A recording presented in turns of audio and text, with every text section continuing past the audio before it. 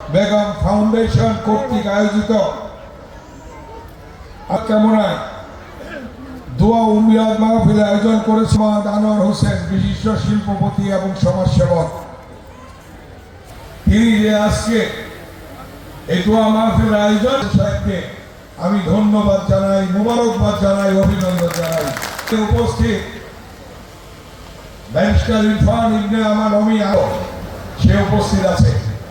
উপস্থিত আমাদের এই ঠাকুরটা সহযোগী সংগঠনের নেতৃবৃন্দ, আপনারা দোয়া করবেন আল্লাহ যেন শহীদ রাষ্ট্রপতি মরহুমা বেগম খালেদা জিয়াকে যেন আল্লাহ কোটি মানুষ যাকে বরণ করে নিয়েছে সেই রাষ্ট্র পরিচালনায় সুস্থভাবে তাকে পরিচালনা। বেগম খালেদা জিয়া এই দেশের মানুষের জন্য অনেক কিছু করেছে, রাস্তা, ব্রিজ, কালভার্ট সব কিছু করেছে।